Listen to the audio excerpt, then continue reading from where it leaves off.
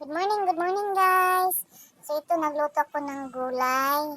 Ang ginawa ko lang dito guys, ay ito, pinakuluan ko muna yung kalabasa. Tapos pagluto na, ayan, niligis-ligis ko ng ganyan.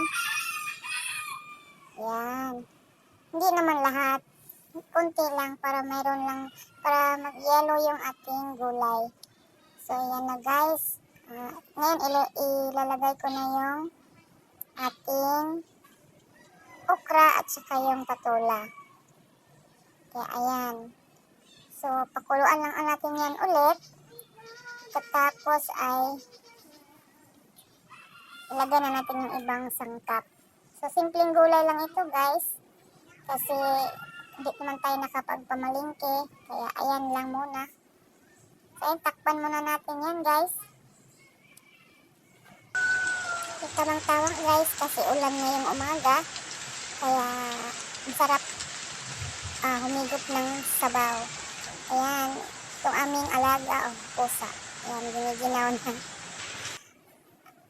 Ay, ito pala ang aking asawang gwapo, pinakagwapo sa aking mata. Yan, magduyan daw siya, gutom na din yan.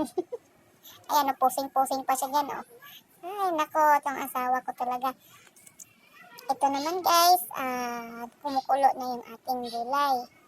So, ibig sabihin, luto na yan siya.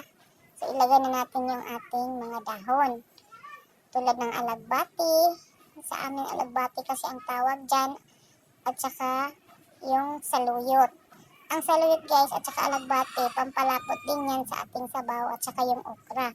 Mas gusto ko kasi ito sa gulay kasi malapot yung ating sabaw at hindi malabnaw. So, ayan, nilagay ko na yung ating mga dahon. Pagkatapos, ay atin lang yung idiin. Diin-diin lang natin yan para maluto yung ating mga dahon. So, ganyan lang siya guys, no? Kasi, simpleng gulay lang naman ito. Pero napakalaking, benefit sa ating katawan. Maraming benefits ang makukuha natin dyan. Kahit simpleng gulay lang yan. Ayan, takpan natin ulit para pag kumulo, saka natin hanguin. Ayan na. So, luto na. Diba? Haluin na natin ng konti para mahalo yung ating gulay, yung mga dahon. Hindi siya magbuo-buo. Ayan. Tingnan mo yung mga kalabasa. Diba? Ang sarap. Madali lang yan guys. Pakulo ka lang ng tubig. Tapos, tapos na. Ayan, nilagyan ko pa na yan ng bagoong para mas lalo pang sumarap. Kanina, nung pinakuluan ko yung kalabasa, nilagyan ko na niya ng asin at saka yung pampantimpla, yung pampasarap na timpla. Depende na yun sa inyo kung anong pampasarap nyo. Basta sa akin, magic sarap yun lang. Saka may bagoong. Ayan, mas masarap pag maraming sabaw. Yung bagoong. Ayan. Santsahin nyo lang yung timpla nyo guys. Depende naman yung sa panimpla nyo. So, ito na ang aming gulay. Ayan, may kanina, may bagoong pa dyan na may sili. Ayan, kainan na des. Mga madi, kain-kain na.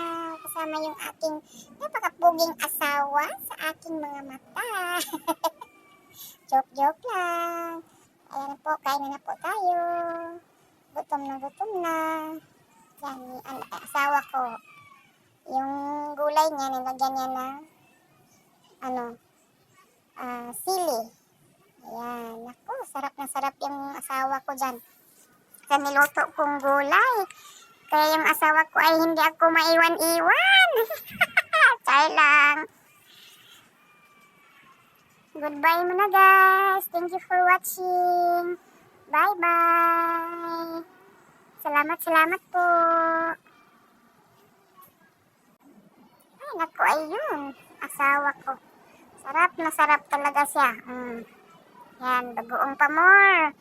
Gulay pa more. Ayan. Sige na guys, bye-bye na. Thank you for watching.